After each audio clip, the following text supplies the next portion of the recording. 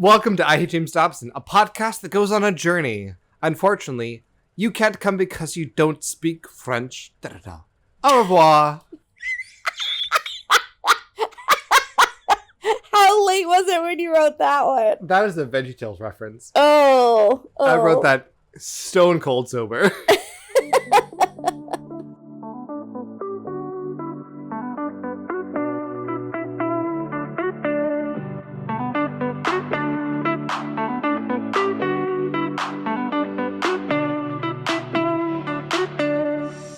Welcome to I Hate James Dobson. My name is Jake. I'm a former evangelical turned queer sex therapist. And today, I'm thrilled to be joined by the incomparable Brooke. And today, the B in Brooke stands for baller. Brooke, how are you? I'm good, especially because you just called me baller. And that's not one I get a lot of, actually. We're trying new things out. We got this. It's great. It's going great. Brooke, we are now mid-October. What are your favorite autumnal activities? Oh, God. Listen.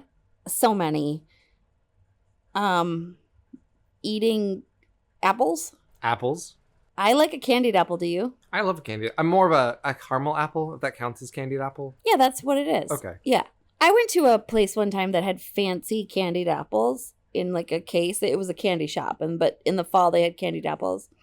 They were delicious. I don't know the name of the place, so sorry, place, if you're listening to this random podcast about hating James Dobson. Sponsor us. Yeah, sponsor us. Crosses on Wheels.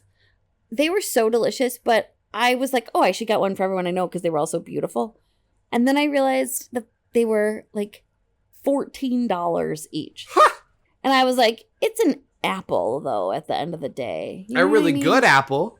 Yeah, but not a $14 apple. No, it's still an apple. Okay, other fall things I like to do. I don't get an opportunity to do this very often, but I like to go on a hayride. I rode hayride. Yeah, it's fun. I don't really like to carve a pumpkin, but I like to be around pumpkin carving. I like carving pumpkins on Halloween, especially. I have a lot of sensory things with my hands, so scooping out the guts takes a lot of mental effort for me to get to, but I enjoy it. Yeah, I don't like scooping out the guts either. What are your favorite fall things? Well, I know it doesn't seem like it, but some part of my heart is just a country bumpkin, and so I love a good cornfield, but not the cornfield in a parking lot that you get in big cities. Like, if I cannot legitimately get lost in the cornfield and fear that I will be eaten alive by crows, it doesn't count. Great. When we have recorded this, I will have just moved, and I will have baked all of my neighbors' pumpkin cookies as an introduction. Oh, yeah. Fall baking. I get a hankering to bake and cook, which is not a great thing because I am a terrible baker and only about a semi-average cook. So you don't ever want to eat anything I make, but I do get it's time for soup. Soup. Our soup party is scheduled for the fall this year. I know. You know why? I just realized why. It's because we'll cut this. But that's when... Yeah, we have a soup party at work every year, which we developed 2 years ago. And it is so fun. And everyone brings soup. And they all get eaten. And last year, Boyfriend brought the best soup. What was that soup? Hi, Boyfriend here. I made a mushroom miso soup. I used oyster mushrooms and a couple other kinds of mushrooms. Actually, it was very nice umami with a miso base. But I also used a vegan chicken broth stock to help enhance the soup. It was really tasty. I know it's kind of vague, but that's what I did. I think I'm going to make a soup this year. Hell yeah. I make a pretty decent chicken tortilla soup. Ooh. And I think I might do that. I might just bring a can of Campbell's chicken noodle soup. That's good too. But not make it just the can. I have to say, though, that similarly to how I never read any of the comments for this podcast because I would be destroyed if I saw even the tiniest thing that was rude. If someone took my soup and then ate 2 bites of it and then put it down and walked away, I would probably never make soup again. I'm a good baker because I love me a sweet. Yeah. But I'm not that great of a cook. People tend to be one or the other. And guess what? I am not the slightest bit surprised that you love baking, which is about precision and math and science and following rules exactly correctly or the whole thing falls apart. I never thought of it like that. And that I am about cooking, which is like, a little bit of this, a little bit of that, throw it in a pot, mix it all up, do whatever you want. That makes so much sense. I've always thought I like baking because I like sweets. No, you like it because of the Tylenol. Thanks, Janet. You know what I'm really good at? This is what I'm good at. And you know what? People are going to laugh and be like, that's not cooking. Fine. But I'm really good at creating delicious sandwiches. Amazing. That absolutely counts. Yeah. And one of them that I did was at camping one year of all places. And I had sourdough buns, rolls with turkey and fig jam and apple slices. Incredible. Oh my God. And I think then some melted delicious cheese from the campfire. Damn, I'm good at sandwiches. I really am. Do you like a sandwich? I love a sandwich. Okay. The other thing about me, and specifically my Tylenol, is that I will eat the same thing forever. Literally, Brooke, I'm not exaggerating. Every single day from K through 12, I had the same thing for lunch. Well, actually, I did too. And I don't even have Tylenol. Brooke, do you speak French? No. Do you speak Spanish? Un poquito. Un poquito. How about Italian? Gelato. Interesting. Gelato. So you have some familiarity with the Romance languages. Yes. Okay. Well, today we'll be talking about a book, somewhat related, but it's also different. It's a phenomenon, more so than a book. It sits at a curious intersection of all of my interests. It's a book that comes from the world of evangelicalism, but I hear a lot about it in many secular spaces, including couple and family therapists. Today, we're going to be talking about the 5 love languages. Oh! I've been waiting for this. Oh, I'm thrilled. Oh my God. On one of the very first times that boyfriend and I were hanging out together, I am a couples therapist, especially back then. I was kind of a new couples therapist. So I'm like, if I'm going to start a relationship, I'm going to do it right. Yes. So I was like, tell me about how to communicate with you. What is your love language? And he hadn't heard of this idea before. So he looks at me and goes, I don't speak French. Oh, boyfriend. And that's when I knew I love this person. Yes. This book was published in 1992 by a guy named Dr. Gary Chapman. And when I said this was a phenomenon, I mean it. This book has sold over 11 million copies in English and has been translated into 49 languages.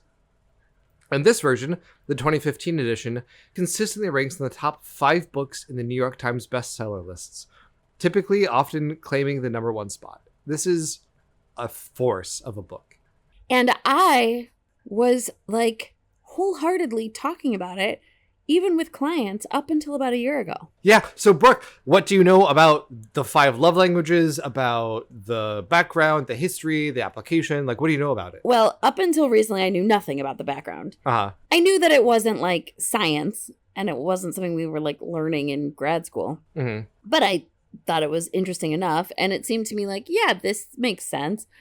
I started hearing about it like in my 20s or early 30s when I was dating more. Mm-hmm. And I kind of liked the idea of like, oh, maybe there's this idea of like, here's what I value, and then learning maybe what someone else values. So you don't just assume everyone values quality time or everyone values this. But the thing is that we actually all do value all the things, right? And so we just have different ways of it. It's more about approaches to those things than like weighing them, right? Mm-hmm. And so it's like, I think you wouldn't be in a relationship with someone if you didn't value some version of physical touch. Now, is it the same version? We don't know, right? But it's not that it's like, I don't need it, right? Yeah.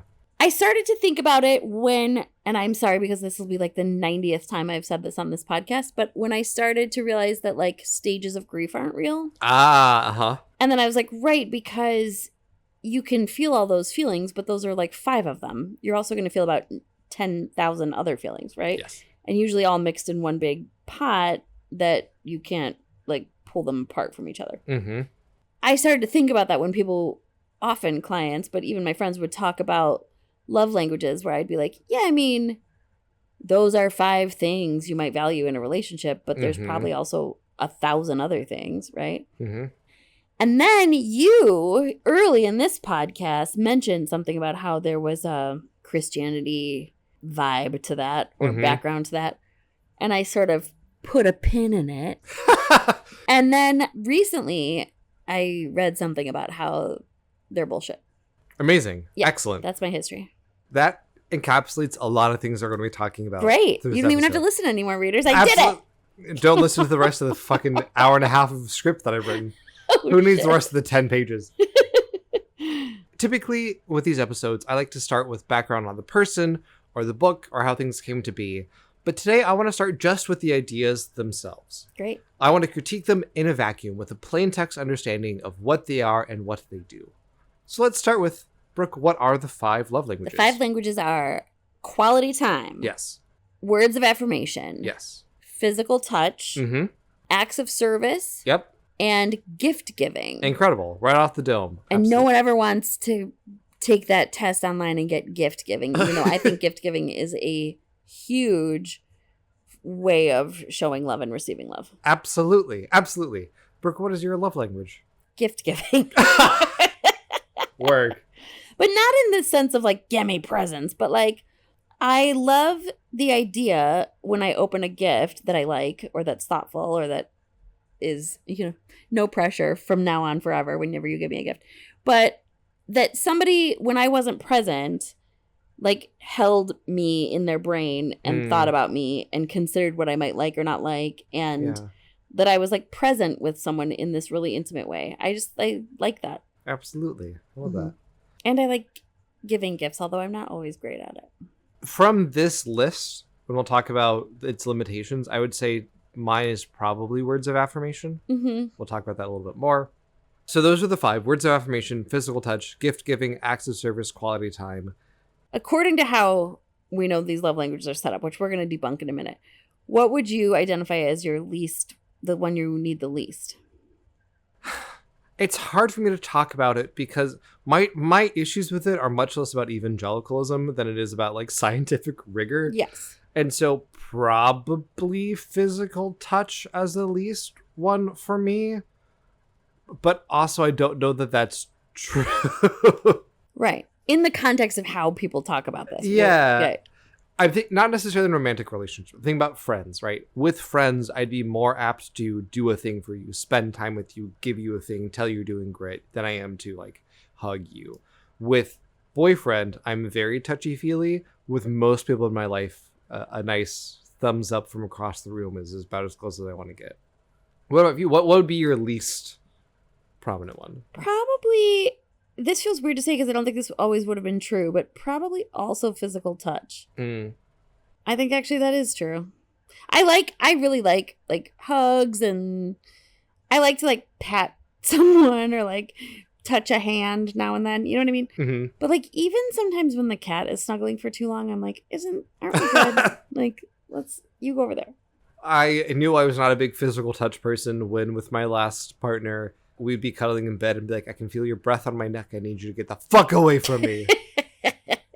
Yeah, like I like a good snuggle, and then I also like for it to be over. Yeah. Yeah. In the book, Gary Chapman breaks it down a little bit further, not just of languages, but also dialects, right? So quality time might be your love language, but meaningful conversation is the dialect. It's more specific than that. Oh, I didn't know that. The purpose of this book is, quote, with all of the help available from experts, why have so few couples found the secret to keeping love alive? It's not that the books and articles already published are not helpful. The problem is that we've overlooked one fundamental truth. People speak different love languages. This is how I would summarize his ideas. People give and receive love differently from us. By learning what your partner's love language is, how they want to be cared for, you can modify your behavior and help them feel more loved consistently. Chapman frequently uses the metaphor of a love tank. The more you feel loved, the more full your tank is. And when that tank is full, you can do things like tolerate disagreement, for instance. Brooke, you talked about this. How have you used the love languages in therapy? I think back in the day that feels so weird to say. I feel like we just in the early part of my career. Early days of 2020, people were talking about them a lot. And like in therapy, a lot of times people will say, well, my love language is this and blah, blah, blah. And so I was hearing a lot about it. Mm-hmm. When I worked with couples originally, I did start to notice that like there were some people that had like expectations that I would sort of say like, okay, you have this expectation for like big romantic gestures from your partner because that's sort of what you either want or you expect a relationship is. Yeah. Even though you may not even really be communicating that to the partner. Mm-hmm. The question I would ask is like, is there a time where that was happening and it stopped? Or is it just that you think that should be happening and it's not? That's a good question. Yeah. Right? Well, thank you. I'm an incredible couples. And often it was like, no, that was never happening. And then the person who was sort of like being accused is like, well, yeah, because like this is how I show love. I act like this or I do this, right? And there would be somewhat of a debate about like what was right or wrong, you know, and it was just different.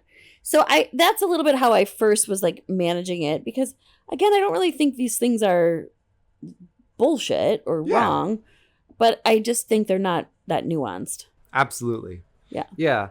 I have critiques of this and we'll get into the critiques of this, but it's fine. If you want to use the language of the love languages to talk about things, okay. I don't have a problem with that.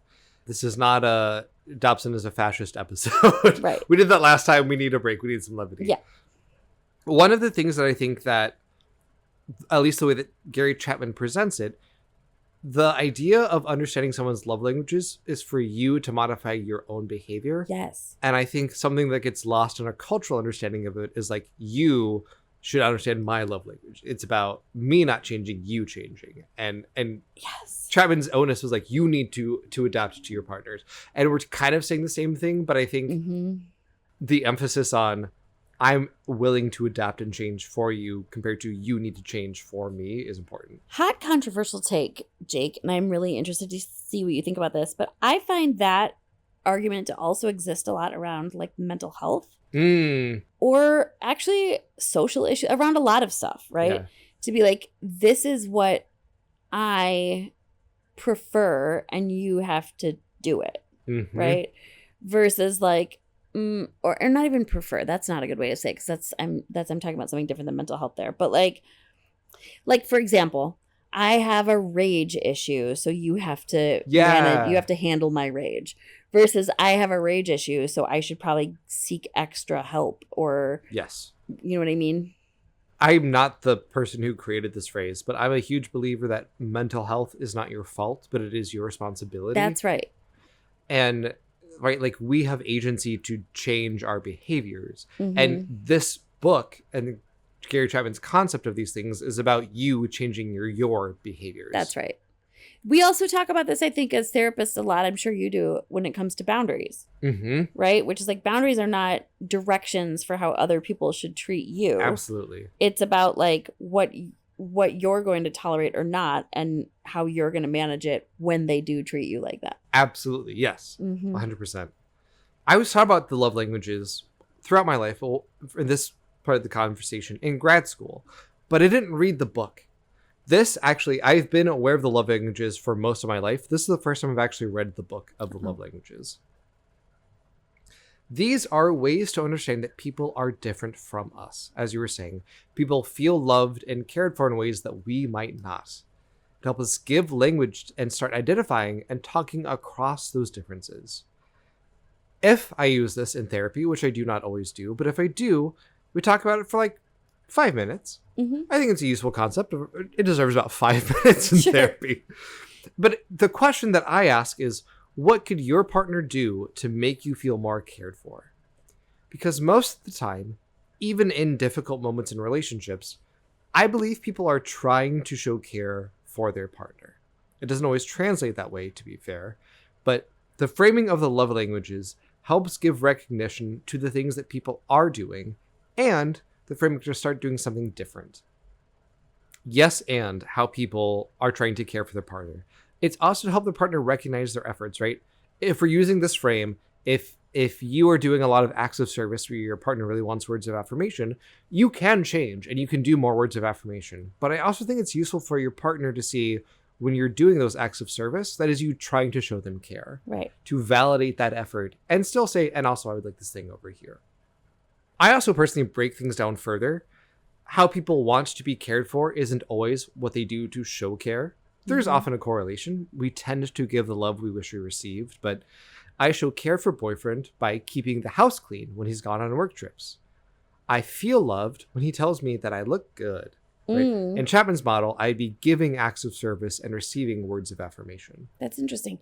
I love to receive acts of service from friends, partners, anybody, right? Like it is, I feel very taken care of and loved by that. If someone fixes your clocks, for instance. Absolutely. And to be honest, this is weird, but it's actually why I actually have no shame about asking people to do these things. I love that. Right? Where I'm like, do this. People often refer to me as their dom friend. But I don't like to do it. And I think that's fair. Like, to be honest, I mean, I'm happy to, but in the sense of like doing it for the purpose of how I want to show my care and affection, right? Yeah.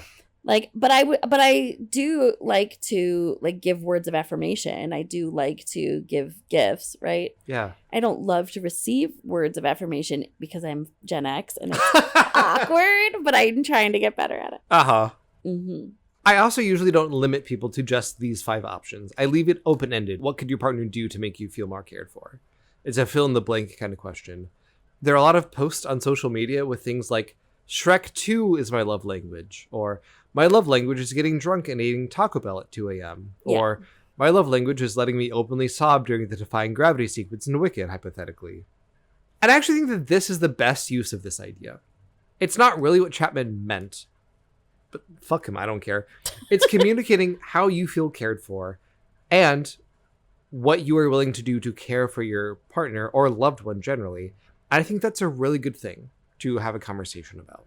Yeah, I also feel like it's a little bit of a way of being like, ultimately, all of us, our love language is like being seen and experienced. Yes, absolutely. Readers, let us know what your love language is, but don't limit yourself to Gary Chapman's stuff. I'm here for the unhinged things. My love language is reading your comments and sending the nice ones to Brooke. Yeah, oh, I love getting the nice ones. But also, as I said, I only talk about this for maybe 5 minutes in one session. And in the course of weekly therapy for a year, that's like nothing, really. Because knowing how to talk across differences in a relationship can be incredibly important, but it is rarely the thing that you need to make real changes. Speaking the right love language doesn't heal infidelity. It doesn't make up for the experience of sexual assault or childhood trauma. It is a part, but it is one small part in helping people communicate better. This is an important skill, but it's a like sort of not really joke that every couple comes into couples therapy for communication issues. Yeah. What's the goal? Better communication. You're having trouble communicating about the thing. Tell me what you have trouble communicating about. Whatever. To his credit, Chapman acknowledges these limitations. Quote, psychologists have observed that among our basic needs are the need for security, self-worth, and significance. Love, however, interfaces with all of these. Love is not the answer to everything, but it creates a climate of security in which we can seek answers to those things that other us. In the security of love, a couple can discuss differences without condemnation. Conflicts can be resolved. Two people who are different can learn to live together in harmony. And like, sure. Yeah, I agree with that largely enough. I don't think love is enough here.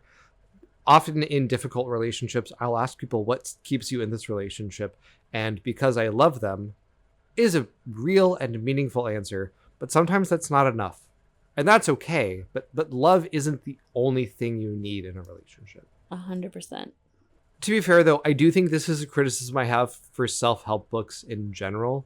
Self-help books tend to talk about one thing that might be helpful instead of generally talking about how it fits into a larger picture of health. But I don't know. It depends. Probably doesn't sell books all that well, so I think that's more of a me criticism. The ideas are straightforward enough and pretty easy to understand, I think.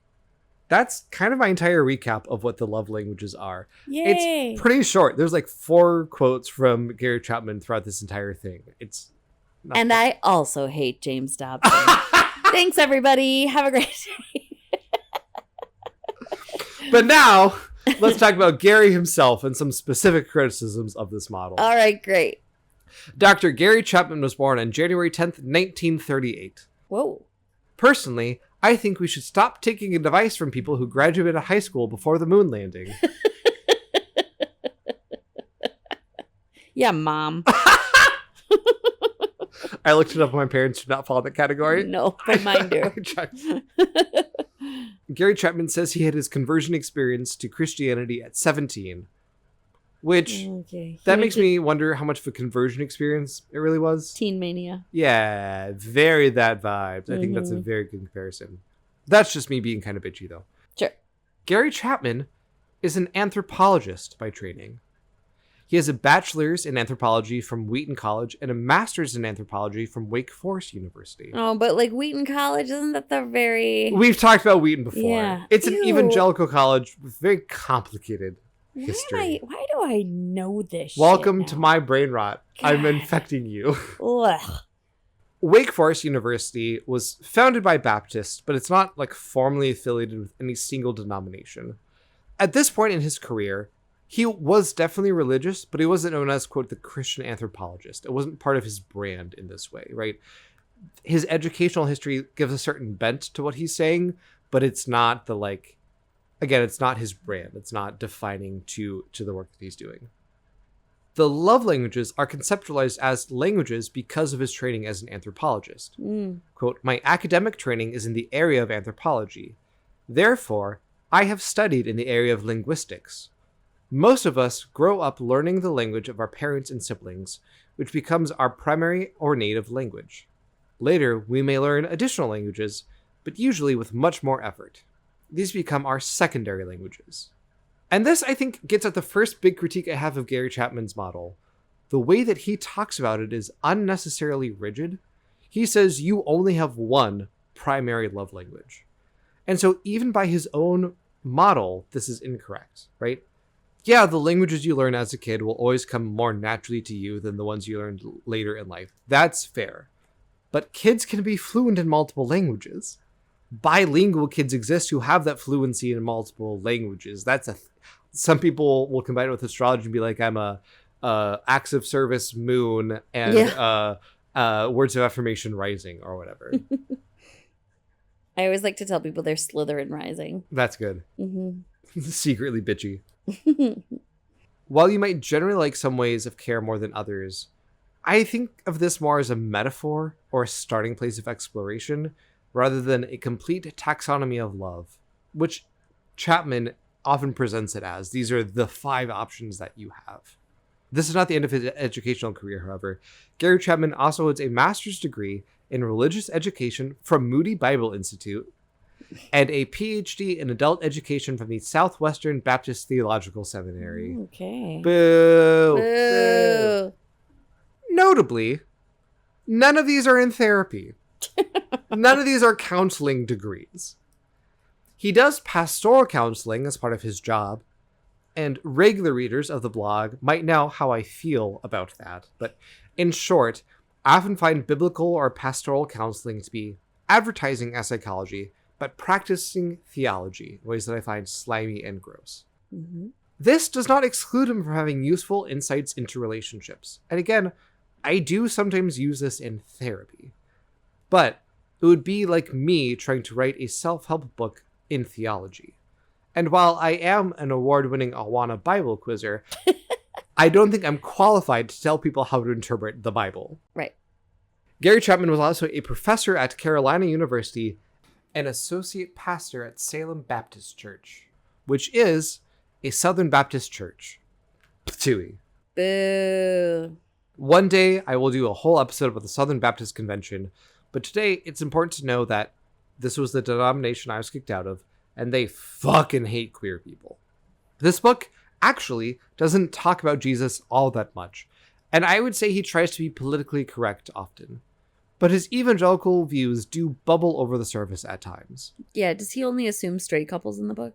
Not explicitly. Oh. He doesn't say this doesn't apply to gay people, but all of the examples he gives That's what are I only mean. straight people. Yes, Mm-hmm. absolutely. Also, there's this quote, which the context around it doesn't help understand this quote better. Quote, This age is characterized as the age of sexual openness and freedom.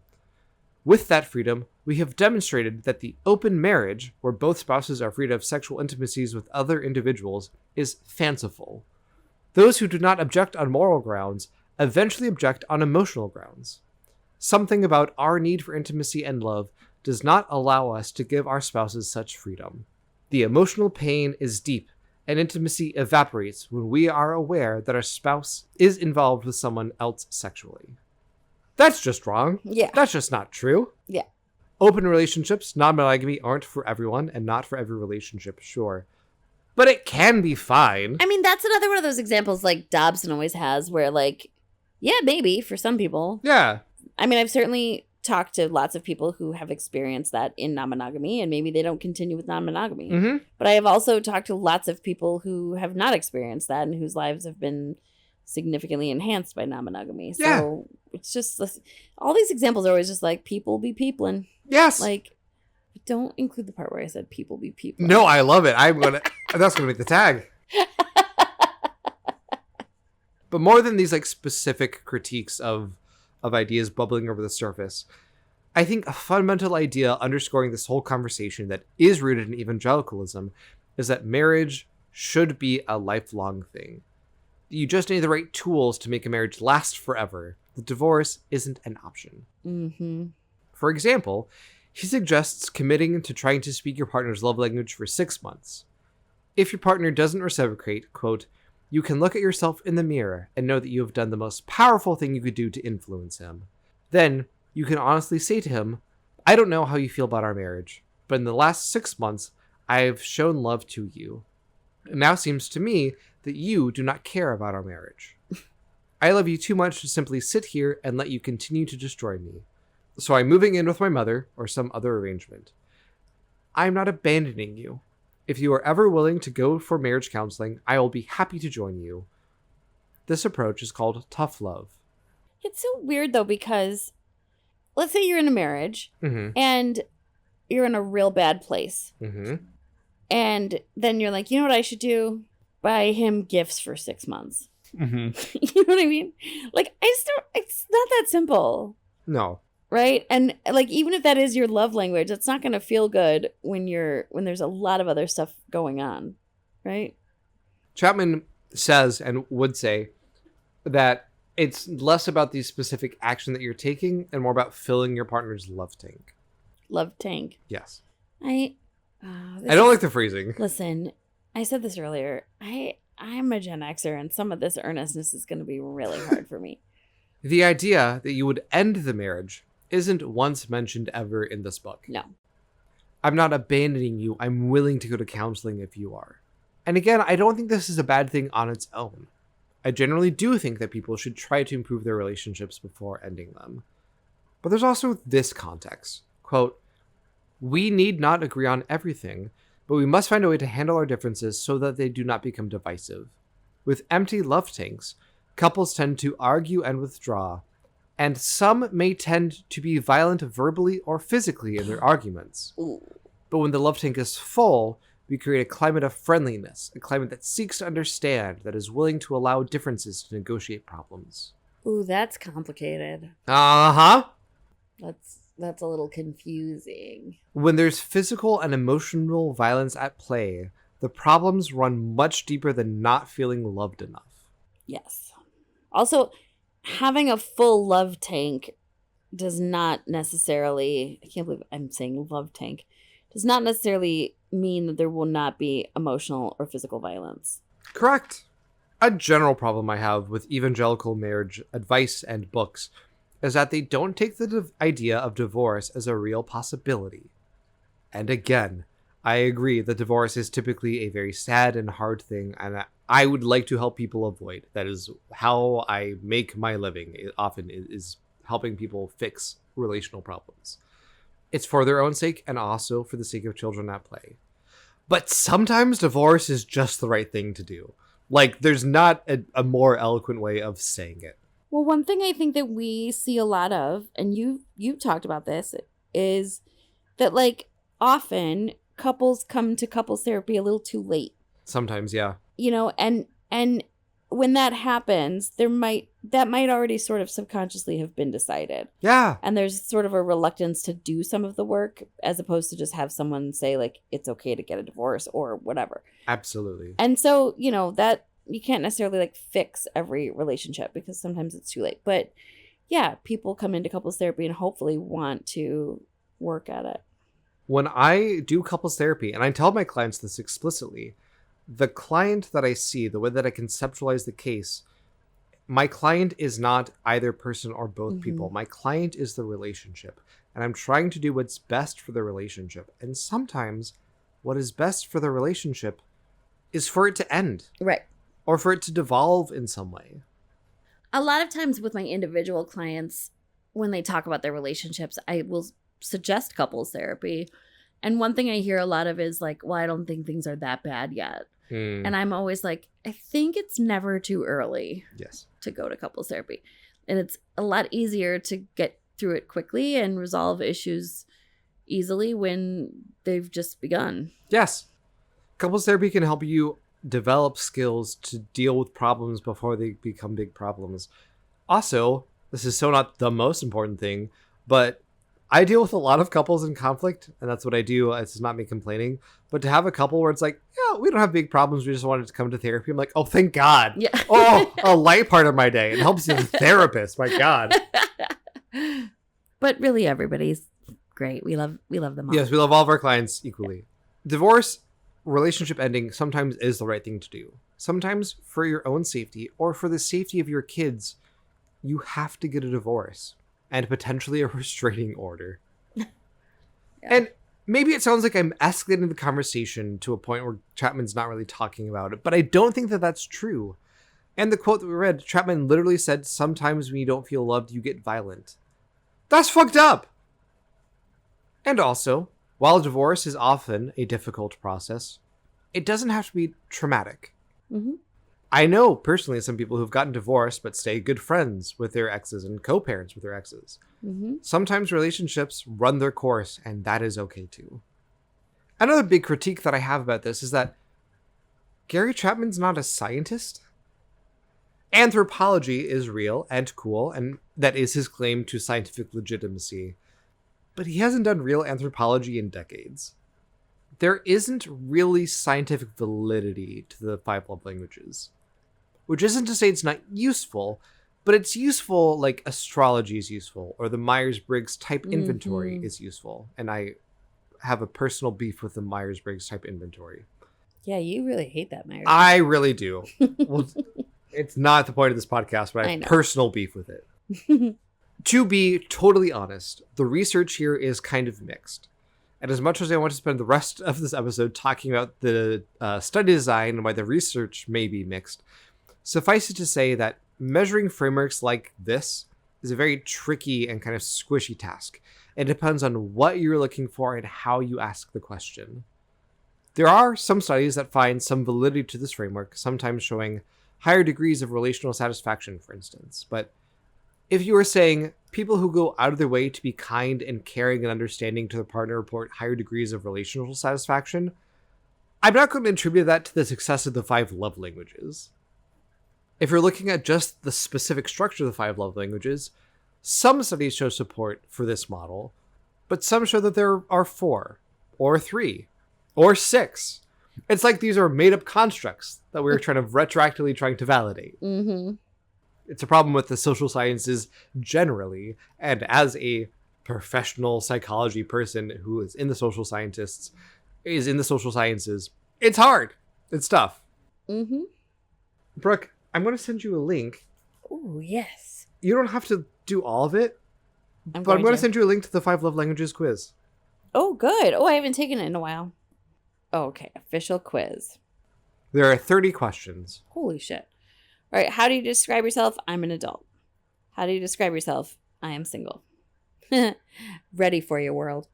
It's more meaningful to me when I hear someone I love tell me I'm proud of you, or I can spend time alone with someone I love, just us. Editing Jake here. So at this point, I step out of the room to go refill my water, use the bathroom. This quiz takes a while. And normally I cut all of this because behind the scenes stuff isn't super interesting, but I have to keep this in, and I think you'll understand why. Jake, you're in the bathroom, but we're still recording. I'm glad I didn't toot or say anything weird, because I just realized we're still recording, and I'm in a room alone, recording a podcast by myself. Oh, wait, I gotta focus on this test. You see what I mean? Brooke, I love you. Okay, back to our show. Your results are ready. Ooh, unexpected. What did you get? Your primary love language is quality time. Ooh. Love is best expressed through focused presence, deep conversations, shared experiences, and undivided attention. Create connection. Distractions hurt, but intentional time together speaks volumes. Well, that's probably true, actually. Okay, and then it says more. Okay, ready? I have the whole list. Oh, you have the whole list? Interesting. Go for it. Number 1, quality time. Mm-hmm. But also 33%. That's not like... Okay. Put a pin in that, yeah. Number 2, acts of service. Mm. Number 3, receiving gifts. Number 4, words of affirmation. And number 5, coming in strong with 10%, barely answered any of these questions, physical touch. So, what did you feel about the way the questions were phrased? It was one of those stupid ways where it was like, well, first of all, a lot of the time I couldn't really pick one over the other. It's like I either liked them both or I didn't like them both. Yeah. Right? Interesting. But also it was like one of those, like, I don't know, they were too vague. It is too vague. I also think the way that Gary Chapman writes about it, there's some like underlying sense of who we are that informs the love languages. But to me, right, like boyfriend and I have a lot of physical touch built into our relationship. And so does it feel more meaningful to me if we do physical touch versus something that's more rare? Like he's not the most verbally effusive in his praise, right? I guess given our relationship, it means more when he says those things, but it's not that it means more to me. It's in the context of the relationship that's just harder. It's just rarer. Yeah, I really felt that like a lot of these questions, I was like, I don't know. It depends. Like, are we talking about my mom? I don't know. About it depends. Are we talking about someone I'm dating? Are we talking about like, who are we talking about? Right? Because one of the questions was like, do you want words of affirmation or do you want a hug? And I was like, well, is it my dad or is it you? Yeah. Right? Because I don't know. We don't really hug that much, do we? We don't. Because you don't like to hug? It just doesn't come into my brain. I'm not against it, but like, if I really like someone, that's not my go-to thing for them. But I find it meaningful, right? And this is the problem I have with it as a scientific concept of like, I don't know, it depends. I mean, that's actually the truth. But you know what is interesting about us not hugging a lot? Because I am kind of a big hugger. Is that like often I see you at work. Yeah. And it doesn't occur to me to hug everybody at work, right? So like that's another kind of interesting piece to this is that like if you and I were meeting up at a restaurant, I would probably hug you hello and goodbye. But like it depends on the context of where we are and what we're doing. Yeah. I took just now with you. This is the 3rd time I've taken this test for this episode. I've gotten different answers every single time. That's incredible. For the record, words of affirmation, quality time, and acts of service are the 3 different answers that I've gotten. You know why I knew that yours would be words of affirmation is because you give a lot of words of affirmation. I try. Yeah, you do. You're good at it. Scientifically, we would say this has low test-retest reliability. Yeah. Also, there's 30 questions. All of them, the prompt is, what is more meaningful to you? Right. And like, what is more meaningful? That's such a loaded question. It's not meant to be a scientifically rigorous study, but also that's not a scientifically rigorous question. Also, like, it's really hard. Like my mom gives me a lot of words of affirmation, which is great and nice and meaningful, but maybe it would be more meaningful or perhaps just more novel for her to give more physical touch. I think I just made some connections. But that's just her, right? Like that's not really going to be true of every person. Absolutely. It's so context dependent, and That's not only a flaw of self-help books. I think that's a fundamental flaw of how at least Gary Chapman writes about these things. Well, self-help books, I feel like, are very similar to like diet books, which is like, here's the new way that's going to change your life. Yeah. And all you have to do is subscribe to this thing I made up that isn't really based on anything. And it's not science. What the research does show very consistently, it's that it's not about 5 love languages or 4 or 6 or whatever. It's the sacrificial element of love, going out of your way, doing things you might not want to do, taking an active interest in your loved one's life. That is what is a huge part of intimacy. That is very consistent across the literature. Chapman's model, again, which is focused on our own behavioral changes, is a way to do this. But change is better explained by the personal sacrifice rather than Gary's ideas. That's kind of all I have to say about the love languages as a concept. Great. Episode's not done. Okay. Brooke, when did you first learn about the love languages? Oh, I think probably, I don't know for sure, but if I had to guess, I'd say probably somewhere in my 20s. 20s. Okay. What was going on with you, with culture? Like, how were you exposed to them at this time? You know, it was, I think because it was like quiz culture was a big thing. Ah! Like BuzzFeed quizzes and like and even before that, it was like Cosmo quizzes and what kind of blah, This fits blah. in really well with that. Yeah, and I think it just kind of came across with all the rest of it that was like, what? There's a lot, like, we like that stuff, like, sort me into a house, tell me who I am, tell me what's going on, right? Zodiac, kind of all that stuff, where it's like, I'm a this and that.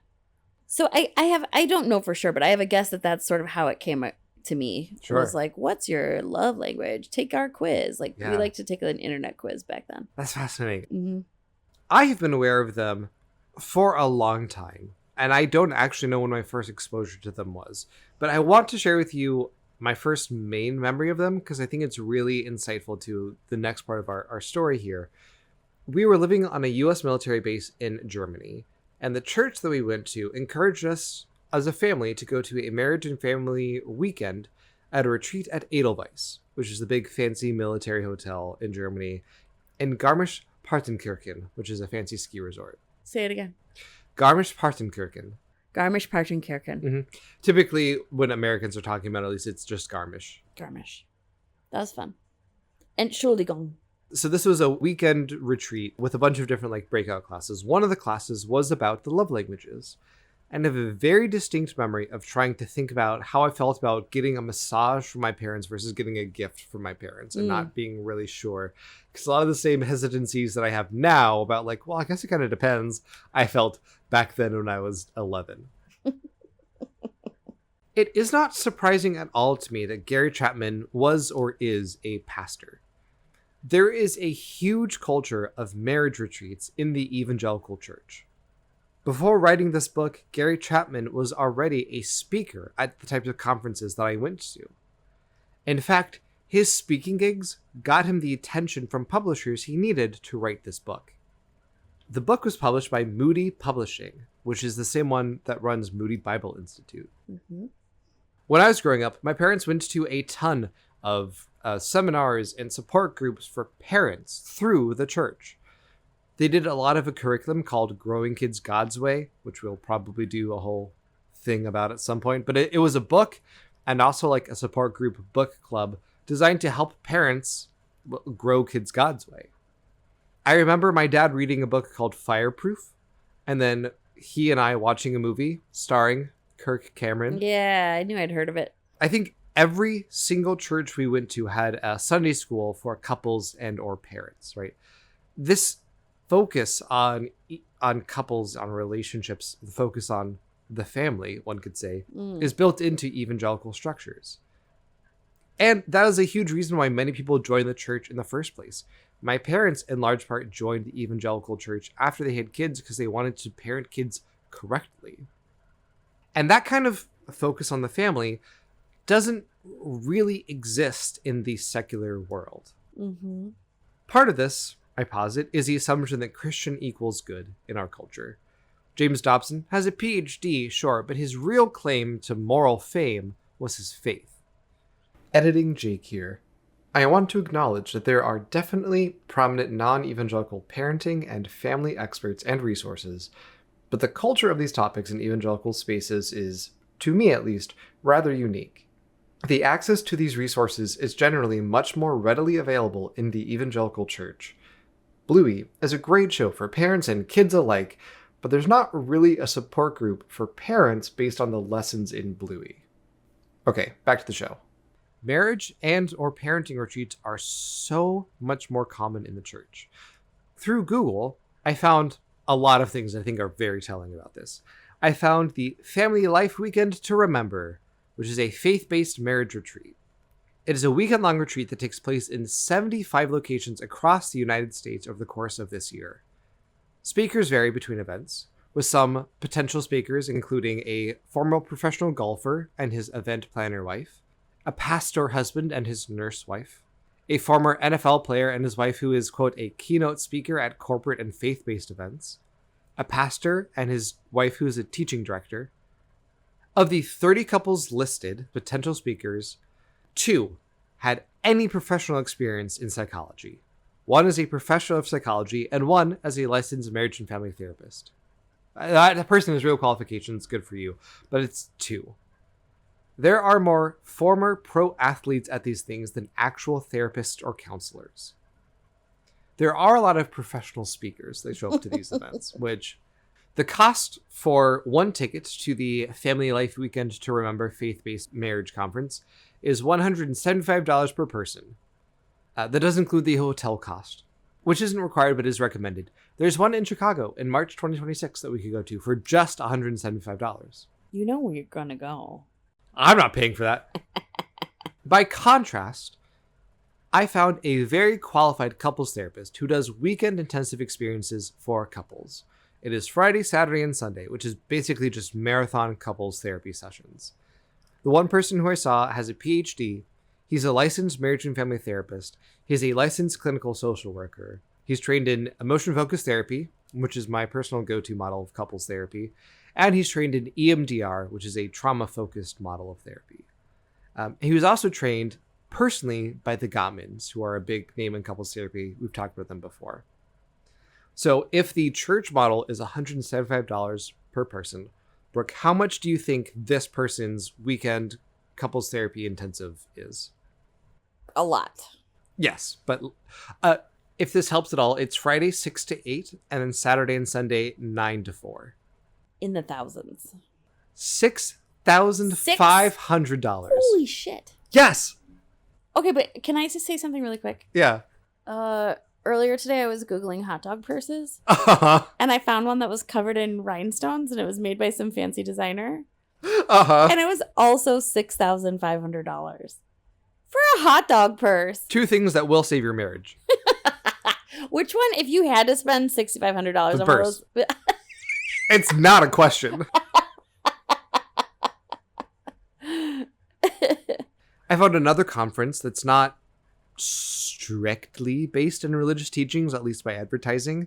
It's called A Weekend for Love, and it is a cool $2,800. But includes the hotel, so it basically makes up for it. Well, that's a good deal. Also, I dug further. It is based on religious teachings. The guy is both a psychologist and a minister. Mm-hmm. My point here is that the culture about supporting families and marriages that exists in the church just doesn't exist at all in the same way with secular institutions. My field, marriage and family therapists, have really dropped the fucking ball in this, I would say. I have a great deal of admiration for my parents' relationship.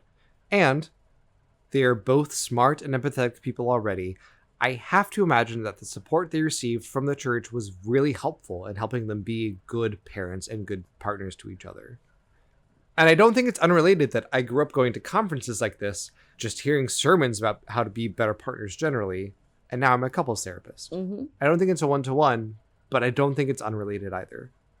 Some of the information there was good.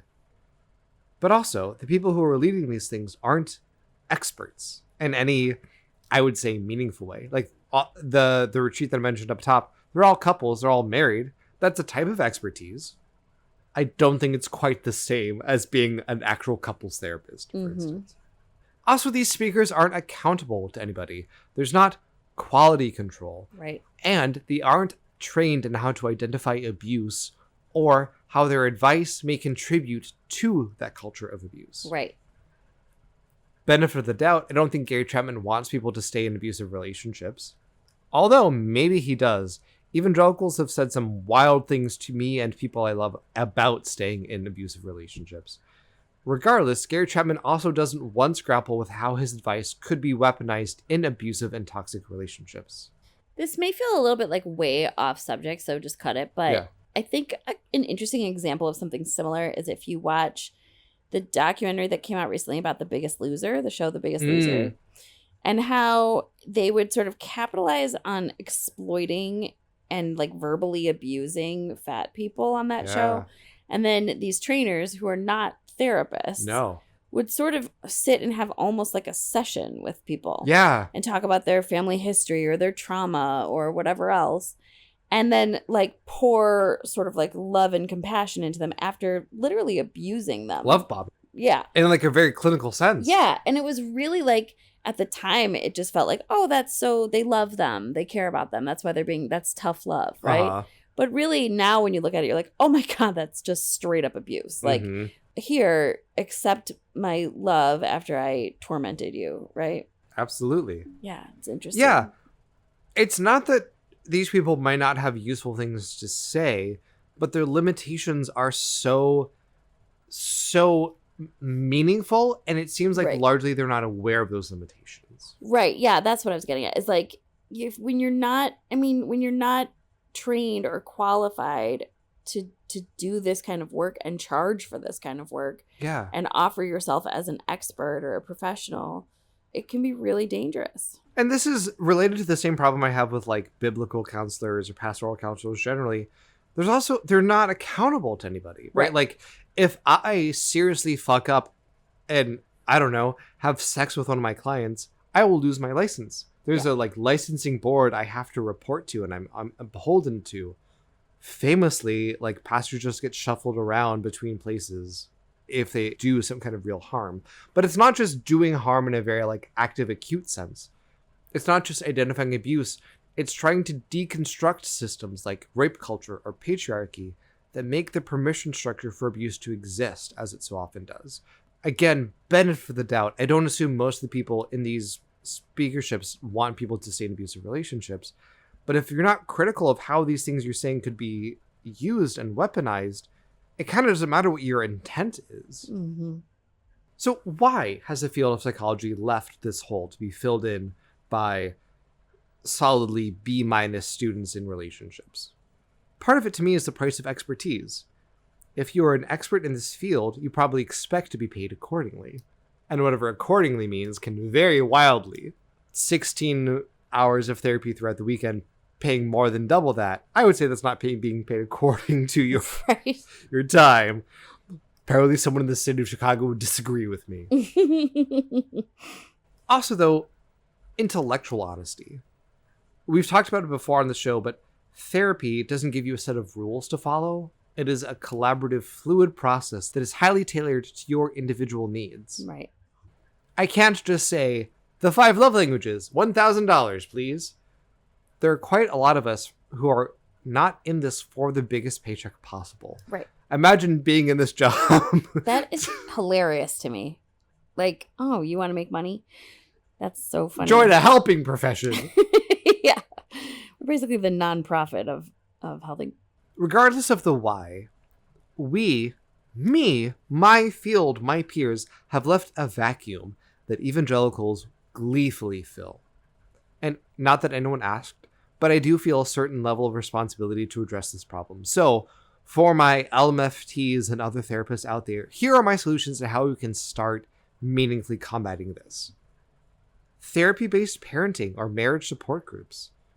I don't know how any given insurance plan will reimburse me for group therapy, but typically that's a much more affordable, accessible way for people to access the same kind of services. Annual classes on parenting or relationship skills, okay? Maybe you do one big weekend a year and you use your skills and it's a little bit of a higher price point, but it's easier for people to access that. I don't even hate the idea of weekend-long conferences or professional speakers, but we have to find a way to keep the price less than $1,000 a person, y'all. Seriously. $200 a person would be a stretch for me right now, given my personal financial situation. And the world evolves around me, so that's what I consider reasonable. Scholarships or grants might also be helpful to this end. I think there is really a role for professionals to step in, and not to say fuck Christianity, but to say we can also provide the service that is a little bit more informed than a former NFL player might have. Bigger solutions that are beyond even the scope of my professional network, helping kids learn social emotional learning, especially communication skills. This is a big thing that evangelicals hate about modern public schooling because it's not reading, writing, and arithmetic, whatever. That's a good thing. Helping kids learn about their emotions and communicate to people is a huge thing that we can teach kids relatively pretty easily and relatively cheap, for especially in like return on investment. More spaces for people to go and have fun together. We talked about this last episode. Yep. Parks, street fairs, public movie nights, just a time to go and have fun around with people, help strengthen relationships. And broader cultural supports like free childcare or parenting classes. I went to a private psychology school based on the teachings of a psychologist named Alfred Adler. Adler had an idea that the health of the individual lies in the health of the community. And I believe that. I think that was one of Alfred Adler's good ideas. A lot of not great ideas. I think that's one of the good ones. Part 4, I need to take you down a rabbit hole. This is so unrelated to most of the things we've talked about. But while I was writing the script, I was walking to the grocery store, lost in thought. I had a podcast in one ear, kind of bebopping down. If you've ever seen me out in public, you will know I'm not paying attention to my surroundings. It's probably a public safety hazard, whatever. Out of the corner of my eye, I spot something, and it takes me a second to register it. But when I do register it, my brain really processes it. I stop dead in my tracks, turn around, and run back to grab it. And it was a Chick track. Kind of. What was it? Oh, it's coming out of the bag. Oh my God, it is something. What is it? Oh no. Come to Jesus. Brooke, what is this flyer? Truly. This is a flyer with a picture of like a hand with an engagement or a wedding ring on it that says, "Come to Jesus for your change of story." Uh-huh. From marital spell to marital blessings. That's the thing that really got me interested in this. Marital spell? Uh-huh. To marital, what's a marital spell? Oh, like a spell? Yeah, like a fight. Oh. And then there's a quote that says, "God setteth the solitary in families.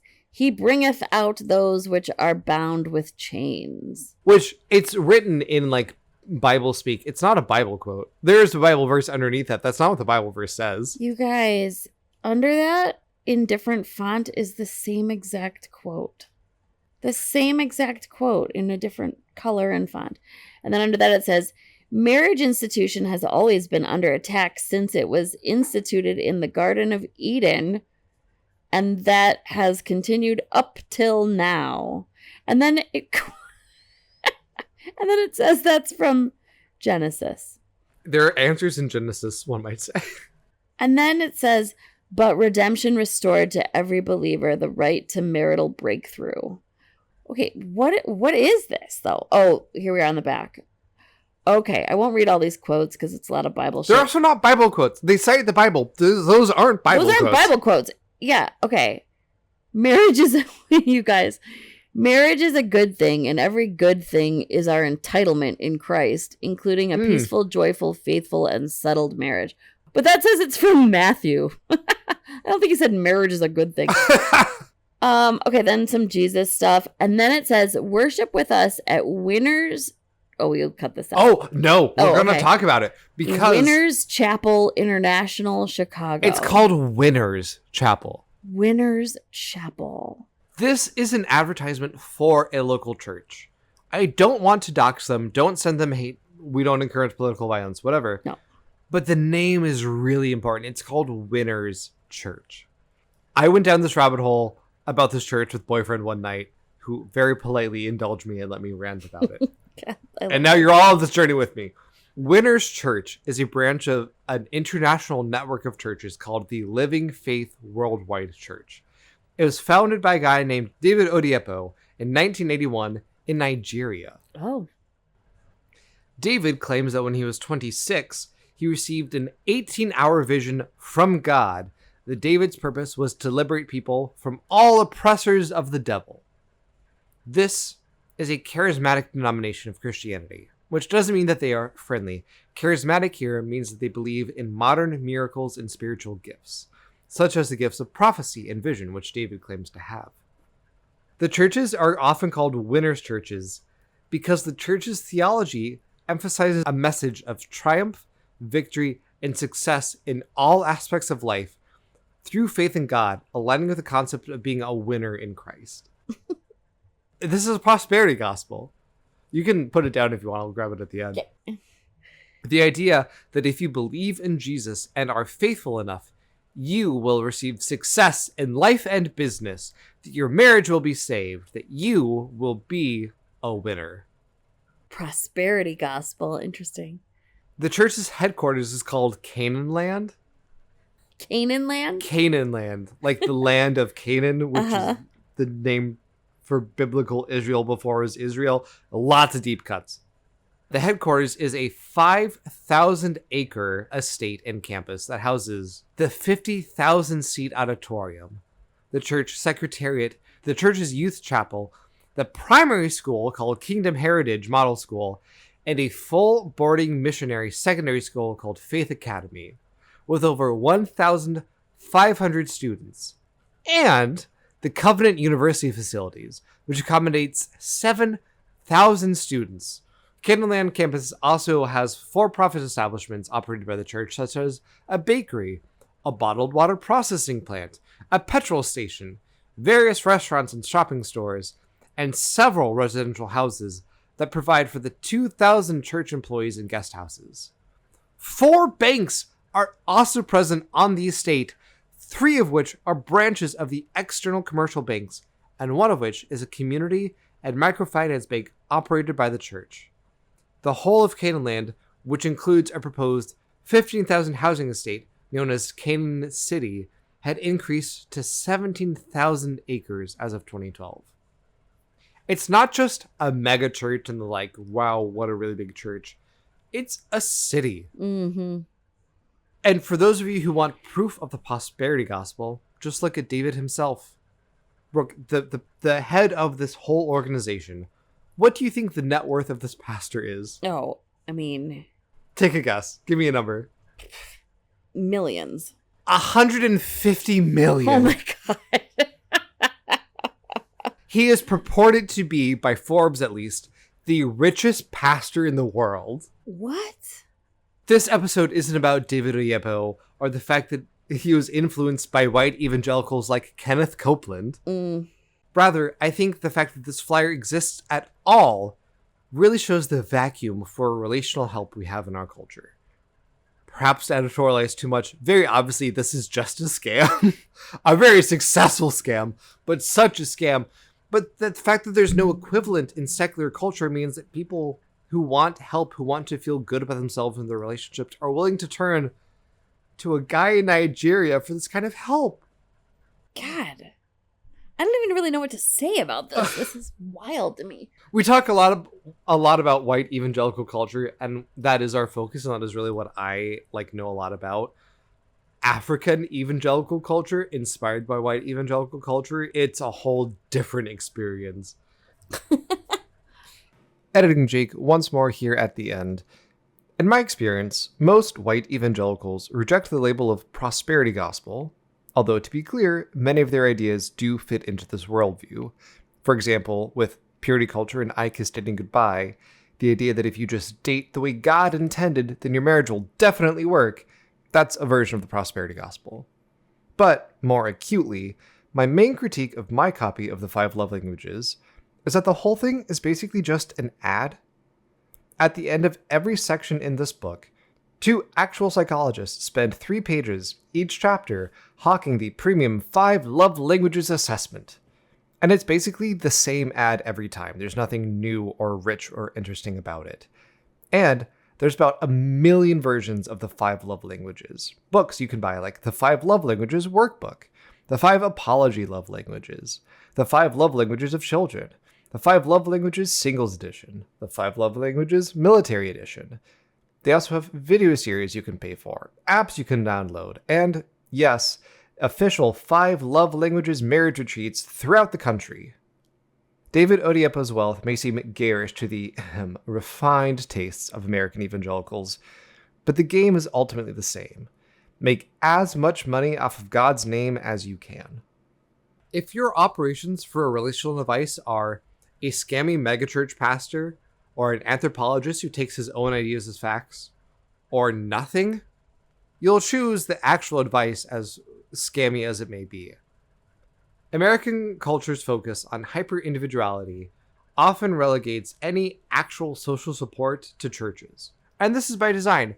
Many churches reject, for instance, the idea of social security because they say that it is the churches who should be helping the poor and the widows.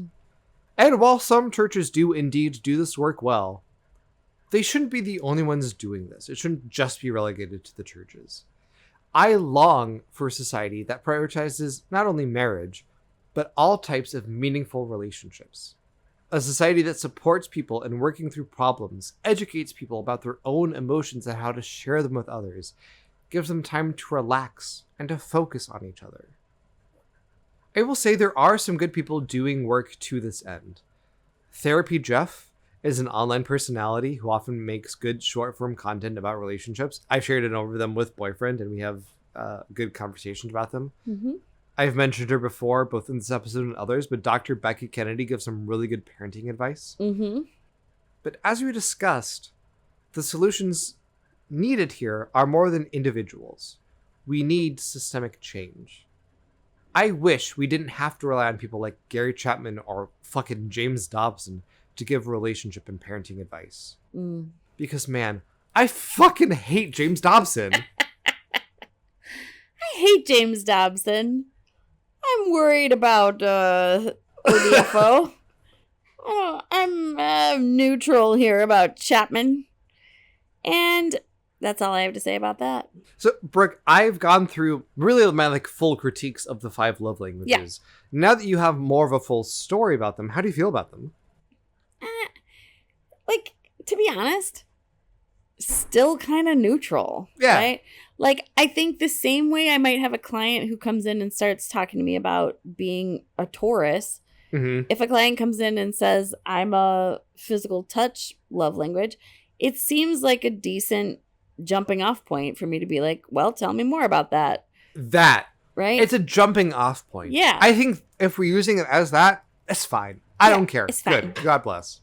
But I would not use them as fact, and I would not probably pull these out and teach them to clients as fact. I will not recommend this book to anybody. No, I don't think anyone needs to read the book.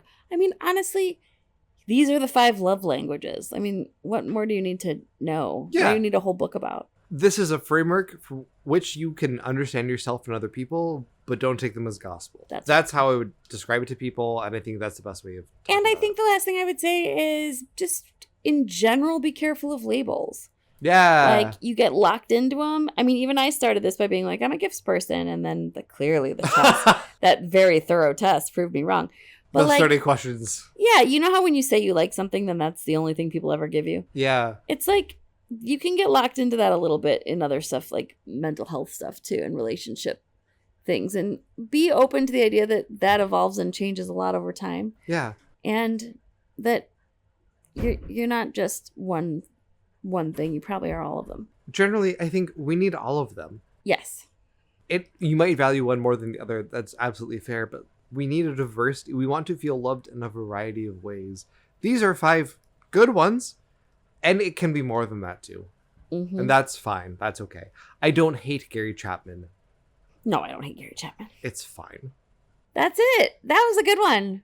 We'll see you in 2 weeks, listeners. I want you to know I haven't left here feeling despondent or dissociated or even really that enraged lately. Good. I put the Charlie Kirk one first. Yeah, I appreciate it. I do. Good job. That was fun.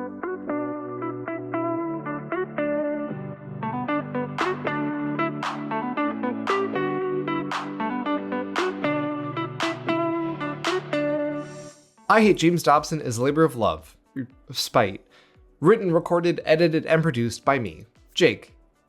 In this venture, I am honored to be joined by my amazing co-host, Brooke. If you're enjoying the show, please consider rating and reviewing it. And if you want to connect with us more, you can find us on Blue Sky, Facebook, Instagram, Reddit, TikTok, and YouTube at I Hate James Dobson, and somehow still on Twitter at IHateJDobs. You can also email us at IHateJamesDobson@gmail.com. We have merch available at IHateJamesDobson.printful.me or on our website, IHateJamesDobson.com. Our theme music is by Mood Maze and the song is called Trendsetter. Special thanks, as always, to Drew, Lindsay, DJ, Jack, and Gary. And thank you, readers, for enjoying our show.